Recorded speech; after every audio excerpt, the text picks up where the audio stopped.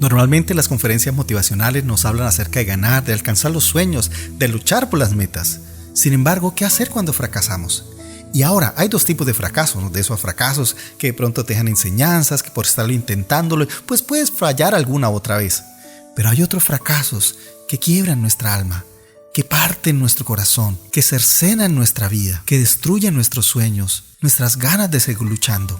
Estos son aquellos que han destruido nuestras ilusiones, tal vez porque teníamos altos niveles de expectativa frente a ellos. Y claro, sentimos que ya no podemos seguir luchando, que ya no hay forma de seguir avanzando. Esos que dejan huella en nuestro corazón. Se cuenta la historia de un niño que su sueño era ver los elefantes. Y entonces le pidió al papá: papá, ayúdame, yo quiero ver un elefante en persona, yo quiero estar cerca de él. Entonces el papá justamente se enteró que llegaba a su pueblo un circo, en la época donde los circos tenían animales. Y entonces el papá fue y buscó al dueño del circo y le pidió que por favor le diera la oportunidad a su hijo de ver el elefante ahí de cerca, que cuadrara una hora y un día en especial para que su hijo pudiera verlo muy de cerca. Entonces el dueño del circo concretó con el padre una fecha y una hora.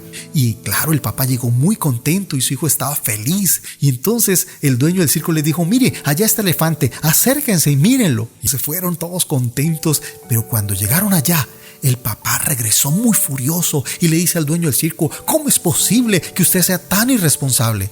¿Cómo es posible que deje un animal tan grande y tan fuerte amarrado tan solo con una soga a una estaca ahí en el piso? Por favor, ese animal podía zafarse de esa cuerda y salir corriendo. ¿Quién lo pararía? Por favor, no sea tan irresponsable. El dueño del circo le dijo al padre: mira, tranquilo, no se preocupe. Nosotros tenemos este elefante de bebé y cuando era muy pequeñito lo teníamos amarrado a un árbol con una cadena.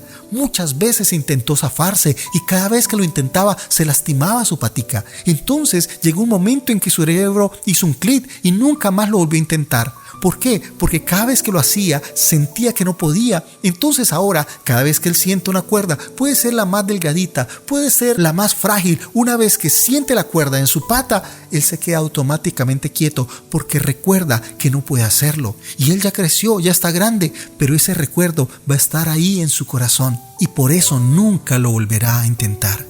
Esta es una historia triste, pero sabes, es la historia de muchas personas.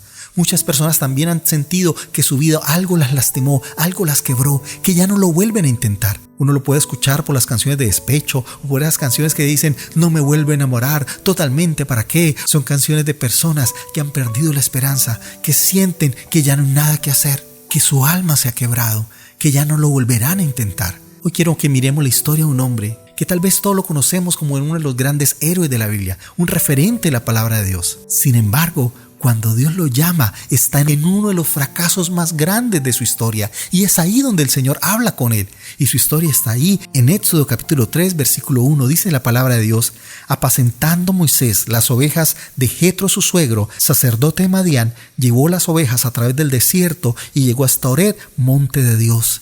Oye, este texto nos da el contexto de lo que estaba viviendo Moisés. ¿Qué estaba haciendo Moisés? Apacentando ovejas. Ahora, este oficio tal vez no llame mucho la atención, porque en la Biblia encontramos muchas personas que alguna vez pastorean ovejas. El mismo David, y después llegó a ser rey. Así que uno diría, bueno, apacentar ovejas no es algo extraño para los judíos, porque aunque no es el mejor de los trabajos, por favor, es un oficio recurrente, por lo menos en la palabra de Dios. Así que para un judío no sería tan dramático estar pastoreando ovejas. ¿Qué es lo interesante en Moisés? Que Moisés no fue creado como judío. Moisés vivió en el palacio real, porque fue adoptado nada más y nada menos por la hija del faraón. Dice la palabra de Dios ahí en Éxodo capítulo 2. Versículo 10. Años más tarde, cuando el niño creció, está hablando de Moisés, ella está hablando de la mamá. Y bueno, usted conoce la historia. Resulta que la mamá de Moisés no podía ocultar a su hijo y lo pone en un canastico cubierto con brea en el río, y entonces lo encuentra la hija del faraón. Y la hija del faraón busca una madre para que cuide a Moisés, y justamente es la madre biológica la que termina criándolo esos primeros años. Pero dice la palabra de Dios que cuando el niño creció, ella se le devolvió a la hija del faraón, quien, y mire lo que dice acá, lo adoptó como su propio hijo y lo llamó Moisés, pues explicó: lo saqué del agua. Entonces, ¿qué le pone nombre? La hija del faraón. Y lo adoptó como su hijo. O sea, eso significaba entrar a todos los privilegios, a la posición social.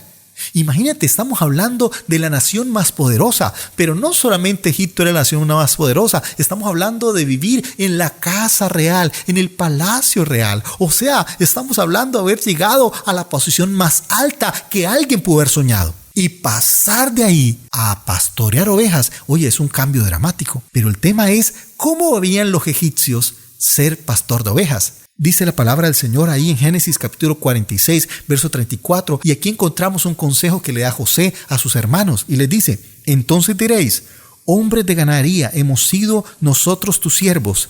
Dice, así podéis habitar en la tierra de Gosén, porque para los egipcios, oiga bien esto, es abominación todo pastor de ovejas. Entonces, tal vez para un judío ser pastor de ovejas no sea lo mejor, pero tampoco es lo peor. Porque como se dice por ahí popularmente, ningún trabajo es deshonra. Sin embargo, para los egipcios, ahora para un egipcio normal dice, es abominación. Ni siquiera es un oficio así cualquiera, no, es un oficio abominable, algo que ellos jamás harían, jamás, porque para ellos era caer muy bajo.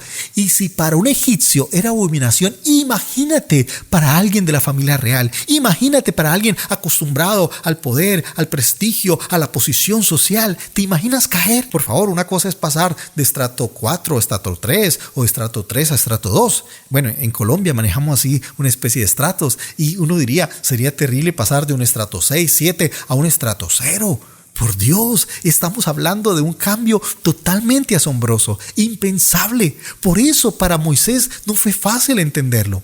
Y uno podría decir, no, pues que Moisés pasó unos pocos años allí en el palacio. No, por Dios, cuando pasó eso tenía 40 años cuando lo perdió todo. Estamos hablando de toda una vida acostumbrado a los lujos, toda la vida acostumbrado a las comodidades, toda la vida acostumbrado a una posición social y de pronto perderlo todo. Ahora, ¿por qué lo pierde todo? Porque decide hacer las cosas a su manera.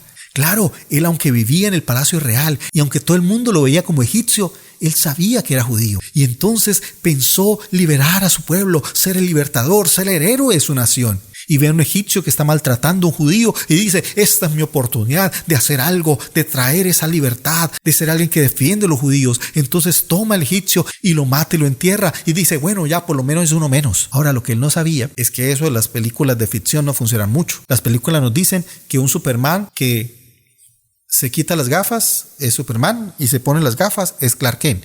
Oye, es una estupidez colectiva. O que un Batman ya tapándose los ojos ya nadie lo reconoce.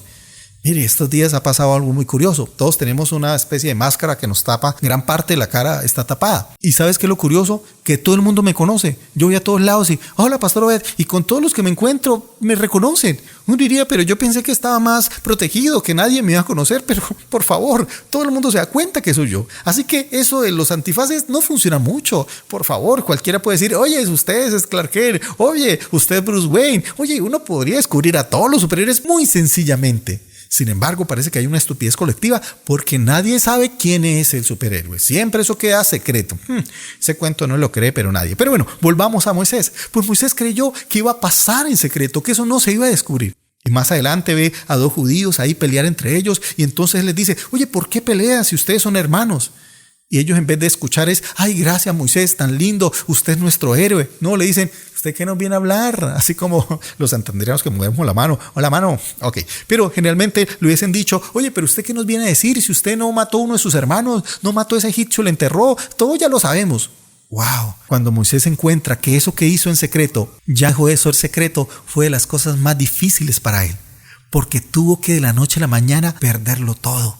Él sabía que el haber matado a alguien significaba muerte sobre su propia vida. Así que no pudo llevarse nada. Lo perdió todo. ¿Te imaginas de la noche a la mañana? Por eso no puede entender 40 años cómo su conciencia, cómo su mente le está diciendo torpe, culpable. ¿Cómo fuiste a cometer semejante estupidez? ¿Qué te pasó? Si no hubieses hecho eso, si hubieses dejado a ese egipcio tranquilo, estarías disfrutando de un bienestar, de una buena familia, pero ahora estás aquí en un desierto sin nada. No era fácil para Moisés. Y yo creo que no será fácil para nadie. Su conciencia, el dolor de la pérdida, el dolor de su fracaso, el pensar que por intentar ser un libertador de su pueblo, terminó perdiéndolo todo. Ahora, el otro aspecto interesante a mirar de ese texto es de quién eran las ovejas. Y dice la Biblia, apacentando Moisés las ovejas de Jetro, su suegro. ¡Wow! Ni siquiera las ovejas eran de él. Habían pasado 40 años y esas ovejas que él estaba pastoreando eran de su suegro. Y uno diría, pero ¿cómo es posible?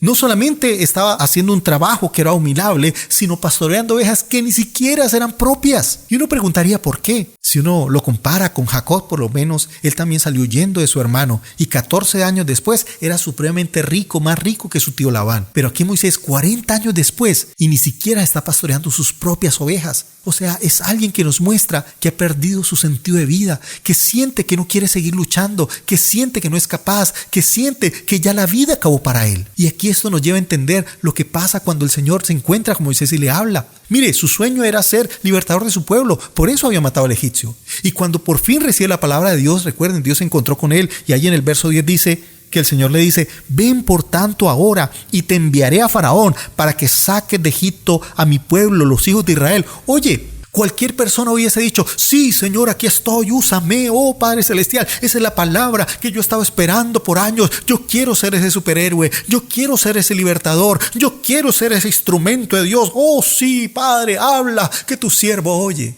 No, uno ve que la respuesta de Moisés es, verso 11, entonces Moisés respondió a Dios, ¿quién soy yo para que vaya a Faraón y saque de Egipto a los hijos de Israel? Aquí podemos ver un hombre destrozado, un hombre que siente que ya no lo va a intentar más, como el elefantito, ya se hizo suficiente daño, que no quiere seguir luchando. Siente que el fracaso ha llegado a su vida, que ya no hay nada que hacer. Casi que le está diciendo al Señor, no me mires a mí, yo no soy nadie, yo no valgo nada, yo ya no tengo nada que ofrecerte. Ahora eso también nos ayuda a entender el contexto en el cual Dios le habla.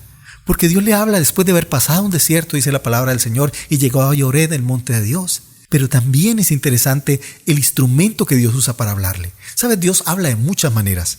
Y Dios puede hablar a través de una nube. Recuerden, ahí en ese mismo monte, Dios le habla al pueblo más adelante cuando les iba a dar la ley. Y dice la Biblia que hubo una voz estruendosa desde la nube. Oye, eso fue espectacular. Así que pudo haber usado una nube en ese mismo monte. También pudo haber usado una oveja, no sé, que le dijera, Moisés. Ok, ahora, si Dios usó una burra para hablar a Balaán, bueno, pudo haber usado una oveja para hablar a Moisés. Pero ¿cuál fue el instrumento que usó Dios para hablarle? Usó una zarza. Ahora, ¿qué es una zarza? Una zarza es un árbol seco, es un chamizo, es un árbol que ha perdido valor, que ha perdido vida, que generalmente se quema por el fuego, por el sol, por el calor. Es un árbol que ya no tiene fruto. Y creo que esa zarza representaba la vida de Moisés mismo. Una vida que se había secado, una vida que ya había perdido valor, que había perdido fruto, que ya lo único que estaba esperando es que la vida la consumiera, que pasaran los años y quedara ahí en el anonimato. Eso era lo único que estaba esperando Moisés. Ahora, lo interesante también es que Moisés es llamado por lo que él considera una visión maravillosa. ¿Y cuál es la visión que llama la atención? La visión de un fuego que no se extingue. Una zarza que no se consume. Eso es lo que llama la atención. No llama la atención que una zarza esté quemando. No, eso sería normal.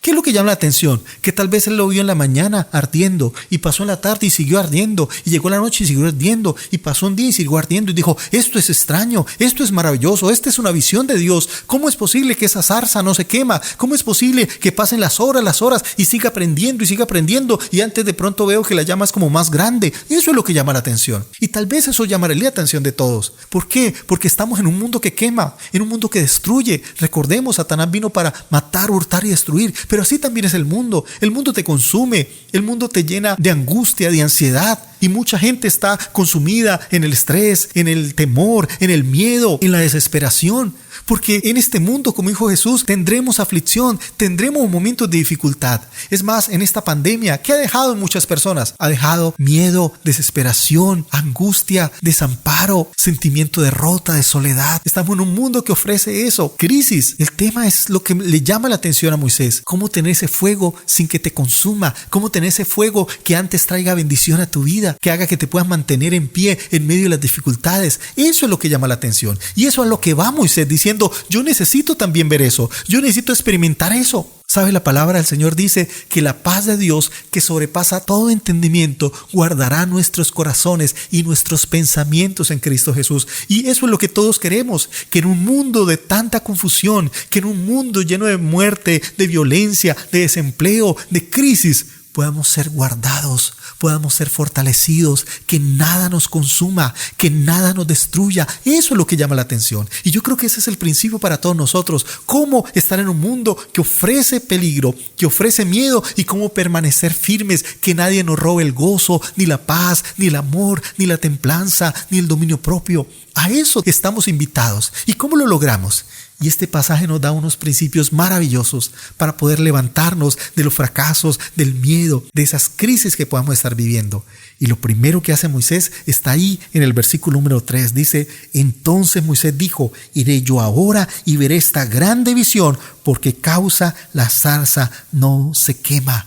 ¡Wow! ¿Qué es lo primero que Moisés hace? Ir a la presencia de Dios, ir a buscar a Dios. Él no espera que las cosas se acerquen a él, él se acerca a Dios. La Biblia dice que Dios es galardonador de los que le buscan. ¿Sabes? Hay gente que está esperando que Dios se revele a su vida, que la bendición llegue a su casa, que algo cambie, que algo sea transformado en su hogar, pero no buscan a Dios, no están dispuestos a pagar el precio, no están dispuestos a acercarse a Dios. La palabra de Dios dice: acercaos a mí y yo me acercaré a vosotros. Déjame decirte algo, Dios no tiene servicio a domicilio. Tú quieres vivir la presencia de Dios, tú quieres que la presencia de Dios te guarde, pues tienes que ir a Él, tienes que buscarlo a Él, tienes que acercarte a Él. Cuando te acercas a Dios, vas a ver cómo Dios guarda tu vida, cómo Dios protege tu vida, cómo Él se encargará de que nada, ninguna circunstancia destruya tu corazón. Podrás vivir bajo la sombra del Altísimo, bajo esa sombra del Omnipotente. Ese es el secreto de la vida. ¿Cómo vivir en este mundo sin quemarnos, sin consumirnos? En primer lugar, busca la presencia de Dios. ¿Has pasado momentos de derrota, de fracaso? Pues es hora de buscar su presencia. Es hora de decirle: Señor, yo quiero estar bajo la sombra de tus alas, que tu presencia llene mi corazón. Es cuando buscamos a Dios que tenemos nuevas fuerzas. La palabra del Señor dice: los que esperan en el Señor tendrán nuevas fuerzas. Levantarán sus alas como las águilas, correrán y no se cansarán, caminarán y no se fatigarán. Si hay algo que necesitamos buscar en estos momentos difíciles, es la presencia de Dios, porque Él hace que nuestras fuerzas no se acaben. Él hace que aunque pasemos momentos difíciles, tengamos esa capacidad de sobreponernos a la dificultad, de sobreponernos al problema. Ahora hay algo que es clave en este pasaje. Y es que cuando Moisés le dice: Señor, ¿quién soy yo para que vaya a Israel y saque a los hijos de Israel? Mire la respuesta del Señor, porque el Señor no le dice: oh, sos grande, sos fenómeno, sos maravilloso, Moisés, eres una persona importante. No le dice eso. Le dice en el versículo número 12, dice: y él respondió, hablando de Dios, dice: ve, porque yo estaré contigo. ¡Wow! El gran secreto de Moisés no era su fortaleza. El gran secreto de Moisés no era su capacidad, no era su tenacidad, no era el carácter fuerte que tenía. El secreto de Moisés es que aprendió a depender de la presencia de Dios. Fue la presencia de Dios la que cambió un hombre derrotado, un hombre que se sentía que ya no valía nada, y se convirtió en el más grande héroe de la historia de Israel. ¿Sabes? Esa misma presencia de Dios está ahí para ti y para mí. Si venimos a Él, su presencia nos levanta, su presencia nos hará que aunque pasemos por valle de sombra y de muerte, no vamos a temer nada, porque Dios está con nosotros, porque Él es nuestro pastor. ¿Sabes? El Señor Jesús decía: separados de mí, nada podéis hacer. Y es en la medida que nos acercamos a Él, es en la medida que buscamos su presencia, que podemos levantarnos, que podemos superar cualquier obstáculo. ¿Por qué nos quemamos en la vida? ¿Por qué nos desanimamos? ¿Por qué luchamos en nuestras propias fuerzas? ¿Por qué Moisés se quemó? ¿Por qué Moisés estaba ahí derrotado? Porque él intentó liberar al pueblo, pero a partir de su propia estrategia, a partir de su propia manera de ver las cosas, de su mismo orgullo, de su altivez, de su soberbia. Por eso Salomón decía: no seas sabio en tu propia opinión, sino que tenemos que depender del Señor, tenemos que buscarlo a Él. Y ahora el Señor le está diciendo: mira, Moisés, sí, tú te quemaste porque lo hiciste en tus fuerzas, pero yo quiero que ahora vayas con mi presencia. Yo quiero que ahora lo hagas, pero ahora porque yo voy contigo.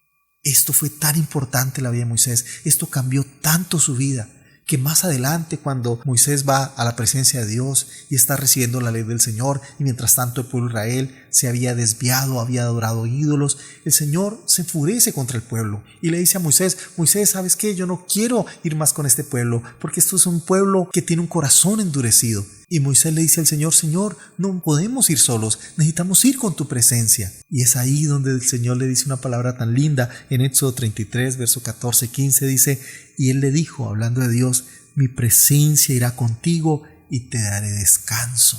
¡Wow! No hay nada más lindo saber que la presencia de Dios trae descanso en nuestra vida. Este es el secreto. Por eso nosotros hoy vivimos angustiados, agotados, cansados, ofuscados, estresados. Porque trabajar en nuestras fuerzas trae eso, que nos quemamos. Hay una enfermedad que se conoce como el burnout o el estrés crónico, que es eso, literalmente quemarse en la vida.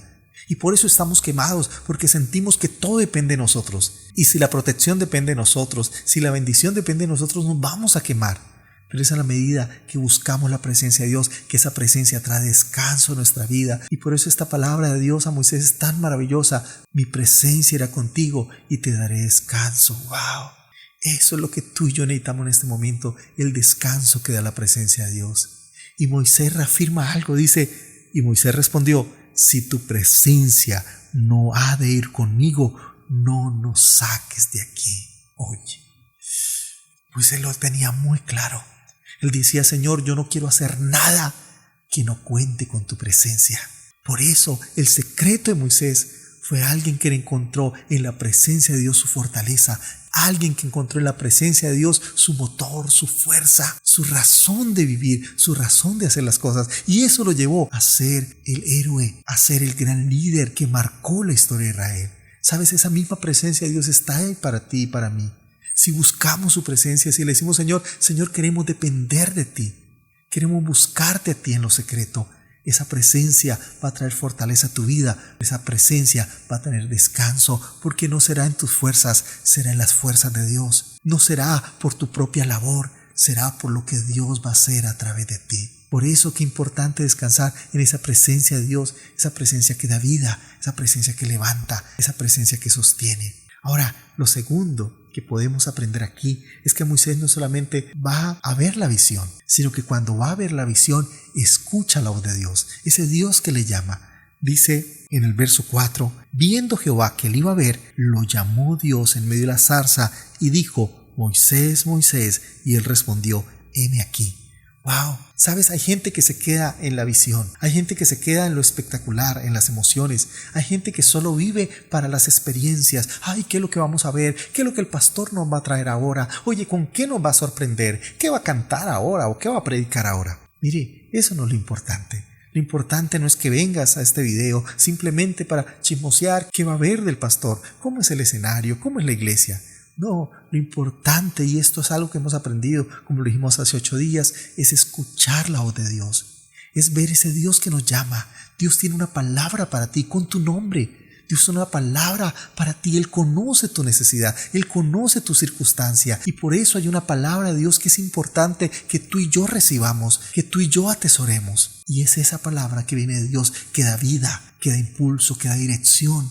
Entonces no te quedes con visiones, no te quedes simplemente con experiencias. Dile, Señor, que esa experiencia busque llevarme a tu presencia y esa presencia busque llevarme a oír tu voz. Hay gente que simplemente se queda viendo el espectáculo, viendo lo que sucede y se vuelven pasivos. ¿Sabes? Sí, qué bueno que Dios te sorprenda con su visión, pero esa visión debe llevarte a acercarte a Él en primer lugar y segundo, a escuchar la voz de Dios. Esa palabra, ese rema de Dios, esa palabra de Dios tan directa, tan personal. Entonces, la visión de Dios provoca que nos acerquemos a Él. Segundo, provoca que escuchemos su voz. Y en tercer lugar, nos invita a conocerle a Él. Mire, ¿cuál fue la preocupación de Moisés en este pasaje? Su preocupación no es, Señor, ¿y qué dinero tengo? Señor, ¿y qué va a pasar en el futuro? No, la preocupación de Moisés está ahí en el versículo 13. Dijo Moisés a Dios, he aquí que llego yo a los hijos de Israel y les digo, el Dios de vuestros padres me ha enviado a vosotros. Si ellos me preguntaren, ¿cuál es tu nombre? ¿Qué les responderé? La preocupación de Moisés era conocer a Dios. Y yo creo que esto es muy importante, porque a veces nosotros venimos a Dios simplemente por los milagros, simplemente por el espectáculo, simplemente por ver qué descubrimos o qué recibimos para nosotros. Pero Moisés tiene una pregunta muy válida y es, Señor, yo quiero conocerte. Yo no puedo hablar de algo que no conozco. Yo no puedo hablarle a la gente de ti si yo no te he conocido personalmente, si yo no sé tu nombre. Sabes, el nombre tiene que ver con el carácter. Y Moisés está diciendo, Señor, yo quiero conocerte más. Qué principio tan hermoso, porque yo creo que es el deseo de Dios. Como aprendíamos hace 8 días, Dios desea que le conozcamos, porque es en la medida que le conocemos que podemos tener la seguridad de quién es Él para nosotros, de que Él es suficiente para las circunstancias de nuestra vida, que en Él lo tenemos todo. Y entonces cuando Moisés le pregunta a Dios su nombre, Dios le revela ese nombre maravilloso. El Señor le responde, dice el verso 14, y respondió Dios a Moisés, yo soy el que soy. Así dirás a los hijos de Israel, yo soy, me envió a vosotros. ¡Wow! Sabes, en la Biblia el nombre no solamente es identificación, el nombre tiene que ver con la esencia o el carácter de la persona. Y cuando el Señor le está revelando su nombre, le está diciendo, mire, vas a conocer que yo soy el mismo ayer, hoy, por los siglos, que yo no he cambiado, que mis promesas no han cambiado, que estamos sí en un mundo temporal, en un mundo que cambia, la economía cambia, la salud cambia, las políticas cambian, pero Dios no cambia. Sí, hace solo 5 meses o 6 meses nadie se imaginó la vida que estamos viviendo ahora. Parecería que todo era tan normal, que todo estaba tan seguro, la economía ya la teníamos seguro, el trabajo, todas las cosas parecerían estar tranquilas. Pero de pronto, de un momento a otro, todo cambió y lo que era seguridad se convirtió en tribulación, en angustia. Lo que era los índices económicos y sociales ahora se volvieron en tragedia. Y esto llegó tanto a ricos como a pobres, a países desarrollados como a países en vía de desarrollo y aún subdesarrollados. Porque no solamente esta pandemia ha afectado a la gente de dinero, sino también a los de escasos recursos. Y lo que nos está hablando es que ¿para qué confiamos en las cosas temporales? Y Dios le enseña a Moisés, no solamente que Él es santo, cuando le dice quita el calzado de tus pies, sino le dice yo soy eterno, mis palabras son eternas, mis promesas son eternas, mi amor es eterno. Y eso es algo el cual tú y yo podemos confiar, que las promesas de Dios no son temporales, no se acaban, no están suscritas a una iglesia o una denominación, a algún pastor. Por eso es vano que alguien diga como predicador, yo tengo la bendición, yo tengo la unción, es por mi mano que los milagros se dan. No, eso no es cierto. Es por la mano de Dios, es por la misericordia de Dios que nunca se agota. Dice que nuevas son cada mañana su misericordia, qué grande es su fidelidad. Qué bueno saber que su amor es eterno, que su gracia es eterno, que en este mundo temporal, que en este mundo pasajero, que en este mundo inestable podemos confiar en que Dios siempre estará para nosotros, que su amor siempre estará ayer, hoy y por siempre, que ese mismo Dios que nos ha sostenido, que ese mismo Dios que te ha sostenido hasta el día de hoy, lo seguirá siendo, porque Él sigue siendo el mismo. Por eso es importante conocer a Dios, por eso es importante acercarnos a Dios, porque Él es la roca inconmovible de los siglos, en Él nuestra vida está segura. Cuando edificamos nuestra vida en Él, podrán venir los vientos, las lluvias, y nuestra casa que está sostenida en la roca nunca caerá, porque sus promesas son firmes, porque sus promesas son fieles. Gloria al Señor. Ahora, en cuarto lugar, el Señor nos invita a obedecerle. Cuando Dios le dice a Moisés, ven por tanto ahora y te enviaré a Faraón para que saques de Egipto a mi pueblo, los hijos de Israel. ¡Wow! Es una obediencia total. Para Moisés no era fácil, porque era regresar al lugar de su fracaso. Yo sé que si en algún lugar a usted le fue mal, usted no quiere volver. Usted siente que no es el lugar para regresar, porque tal vez tiene malos recuerdos, porque la experiencia fue terrible. Y el Señor le está diciendo, regresa a ese lugar donde fracasaste. Y para Moisés no era fácil, por eso no entiende las excusas. Señor, no, yo no voy a ir, envía a otro. Pero el Señor le está diciendo, obedéceme. Pero Señor, pero es que de ahí no me quieren matar. Y el Señor dice, regresa al lugar donde fracasaste, porque ahora en ese lugar donde fracasaste verás mi gloria. Oye, qué palabra tan hermosa. Porque yo sé que el Señor nos está hablando eso. Tal vez en la vida hayamos fracasado, tal vez en tu hogar, en una relación, tal vez en un negocio, y tal vez hayas pensado en tu corazón, ya no hay nada que hacer. Yo ya no tengo salida, yo ya no sirvo para eso, ya alguna vez lo intenté o luché muchas veces y no logré nada. Y el Señor te dice, cuando me conozcas, cuando estés en mi presencia, cuando recibas mi palabra, verás ahora mi poder. Y ese lugar donde alguna vez fracasaste, ese lugar donde fue el lugar de tu vergüenza, ahora se convertirá en el testimonio del poder y la gloria del Señor. Y sí, tal vez en la vida hayas pasado momentos de fracaso, pero el Señor ahora te levanta para que tú regreses a ese lugar y veas la gloria del Señor. Yo no sé cuál ha sido el fracaso en tu vida, si ha sido emocional, sentimental, familiar o económico, Pero el Señor en esta mañana quiere levantarte y quiere decirte: yo te restauraré tu familia, restauraré tu hogar, restauraré tu economía, y todo lo que algún día fue pesar y todo lo que algún día fue vergüenza, el Señor lo convertirá en gloria. Aleluya. Recibe esa palabra de Dios para tu vida. Permite que el Señor te levante y te fortalezca. Y por último, yo te invito para que entregues lo que tienes en las manos del Señor. ¿Sabes? El capítulo 4, el versículo 2, el Señor le dice: y Jehová dijo: ¿qué es lo que tienes en tu mano? Y él respondió: una vara. Wow. ¿Sabes? Moisés no tenía mucho. Recuerdan, las ovejas ni siquiera eran de él. Lo único que tenía de su propiedad en ese momento, ¿qué era? Una vara. Y el Señor le dice: dame esa vara. Tal vez no era una vara de marca, no era una vara fina, no era una vara así que uno diría costosa. No, era un pedazo de palo seco, que tal vez solo servía para sostenerse y guiar a las ovejas. Sin embargo, ¿qué no hizo Dios con esa vara? Siempre me he preguntado por qué Dios en todos los milagros usó la vara con Moisés. Y no porque fuera una varita mágica, porque si eso fuera cierto, y tal vez como acostumbran muchas personas a poner fetichismo en las cosas y creer que son las cosas las que traen bendición y prosperidad, si fuera así, entonces Moisés antes de irse le hubiese dicho a Josué: Josué, aquí te doy mi secreto, la varita mágica. Pero eso no es así. Moisés nunca le entrega una vara a Josué, porque la vara solo funciona en la vida de Moisés. Porque ¿qué representaba esa vara? A Moisés mismo. Una persona que había estado seca, así como la zarza, que había estado sin vida, que no tenía propósito, que tal vez no valía nada, pero que en las manos de Dios, ¿qué no hizo Dios con esa vara? Le dijo: tírala al piso, y se convirtió en serpiente.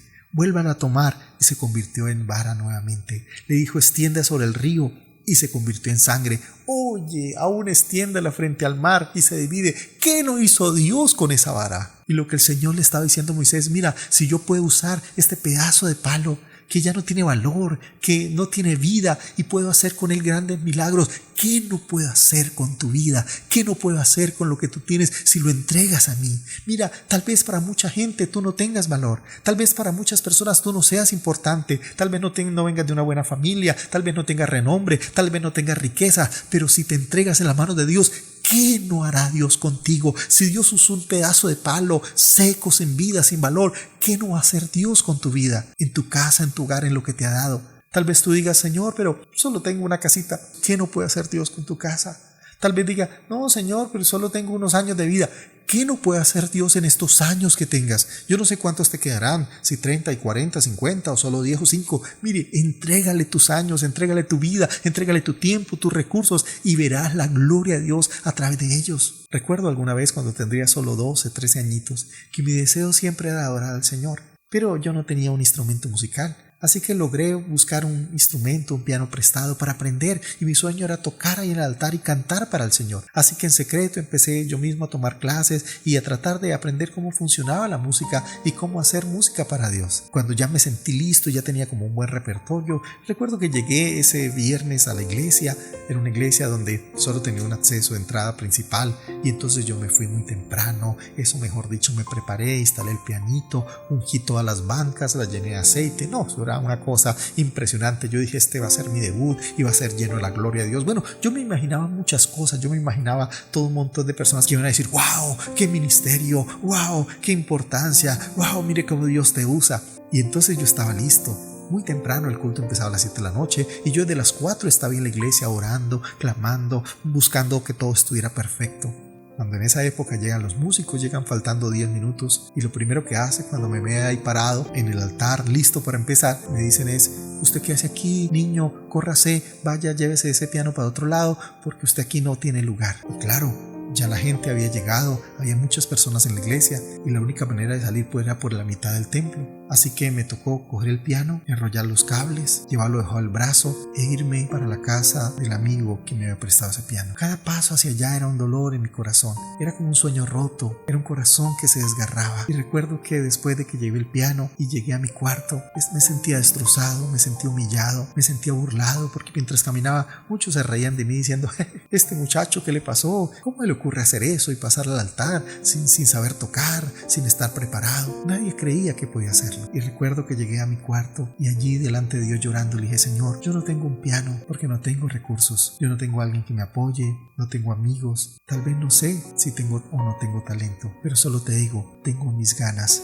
Si te sirven de algo, las pongo en tus manos. Tengo mi deseo de amarte y de adorarte. Si te sirven de algo, Señor, te las entrego. No tengo más para darte, pero esto que tengo te lo entrego a ti. Y déjame decirte algo que no hizo Dios con esas ganas. Años más adelante, el Señor no solamente me permitió ministrar en esa iglesia, sino estando en Medellín, en el estadio lleno de todas las iglesias ahí en Medellín cristianas en una vigilia, Dios me permitió ministrar la alabanza. Y solo tendría por ahí 18, 19 años. ¿Qué no hizo Dios con esas ganas? Sabes, yo no sé qué es lo que tengas en tu vida. Tal vez hayas considerado que no tienes mucho que dar al Señor, pero yo te digo algo: si tú entregas tu vida, si tú entregas tu hogar, si tú entregas tus hijos, si tú entregas lo que tienes, ¿qué no puede hacer Dios con eso que tú le entregues? Dios no puede bendecir lo que tú no entregas. Cuando tú le entregas al Señor, ya sea tu vida o una vara, o como un jovencito que le entregó 5 panes y 2 peces, ¿qué no hizo Dios con eso? Alcanzó para alimentar multitudes. Por eso tu vida en las manos de Dios será un testimonio de su gloria y sus milagros. ¿Sabes? Hay una palabra muy linda con la cual termina el Pentateuco, que está ahí en Deuteronomio, y son unas palabras de Moisés. Cuando Moisés está bendiciendo a José, mira lo que dice en capítulo 33, verso 16. Dice: y la gracia del que habitó en la zarza venga sobre la cabeza de José y sobre la frente de aquel que es príncipe entre sus hermanos. Lo que Moisés está diciendo es esa gracia de Dios, esa gracia que transformó una zarza, un chamizo, en algo de la revelación de Dios, o que usó esa vara en un instrumento poderoso. Esa misma gracia está para ti, está para mí. Y por eso el Señor te está diciendo: y la gracia de aquel que habitó en la zarza venga sobre la cabeza, y pon ahí tu nombre. Y yo sé que Dios está para usarte, para decirte: no te quedes detenido, no te quedes derrotado, no te quedes frustrado, no te quedes sencillamente en la tragedia, no te quedes en los problemas. Levántate, porque la presencia de Dios está aquí para levantarte, para sostenerte, para decirte: yo estoy contigo, no temas, no desmayes, porque yo soy tu ayudador. ¿Sabes? Moisés pasó 40 años de su vida creyendo que era alguien, sintiéndose orgulloso por ser criado como uno de los príncipes de Egipto. Después de su derrota, de su fracaso, de su error, pasó 40 años creyendo que no era nadie. Y después sus últimos 40 años los vivió descubriendo lo que Dios puede hacer con un don nadie. Tú no te imaginas lo que Dios puede hacer contigo si tú te entregas a Él, si le entregas tu vida, si le entregas tu familia, si le entregas aún tu economía, si le entregas las cosas que Dios te ha dado, si le entregas a Él. No te imaginas lo que Dios puede hacer a través de ella. Por eso yo te invito para que tú vengas a Dios. Si no le has entregado tu corazón, ¿qué estás esperando? Dios espera que le entregues tu vida y verás lo que Dios va a hacer en tu vida, cómo te levantará, cómo te sostendrá, cómo hará que tu vida sea una vida que sea influencia para muchas personas. Cierra tus ojos. Señor, te damos gracias por tu amor, por tu misericordia. Gracias por amarnos. Gracias por atraernos a ti. Gracias por llamar nuestra atención. Gracias, Señor, porque tu presencia está para aquellos que te buscan y tú eres galardonador de los que te buscan. Hoy queremos, con Moisés, buscarte y pedirte, Señor, que vengas a nuestro corazón, que tú seas el Señor, que tú seas el centro de nuestra vida. Te entregamos nuestra vida. Te entregamos nuestra familia, todo lo que tenemos, Señor, nuestro carro, nuestra casa, aún las cosas, Señor, que tú nos has dado, las colocamos en tus manos, sabiendo, Señor, que tú harás con ellas cosas maravillosas, que serán instrumentos en tus manos para tu gloria, para tu honra. Bendice a tu iglesia, bendice, Señor, a cada familia, bendice a cada hogar, Señor. Y te pido, Señor, que tu gracia, que tu gloria esté sobre mis hermanos, que esa gracia que transformó la vida de Moisés, que esa gracia que estuvo ahí en la zarza, que esa gracia, Señor, que acompañó a Moisés en todo su caminar, Señor, en todo su liderazgo, esa misma gracia está ahora con nosotros. Derrama tu gracia sobre cada familia, sobre cada hogar, que podamos experimentar tu presencia, Señor, tu salvación, ese Dios que nos sostiene, ese Dios que renueva nuestras fuerzas, ese Dios que nos hace sentir seguros, que fortalece nuestra vida. Por eso, Señor, venimos a ti y te entregamos nuestro corazón, te entregamos nuestra vida, creyendo, Señor, que tú orarás y tú manifestarás tu gloria y tu presencia en el nombre de Jesús. Amén y amén. Dios le bendiga. Muchas gracias.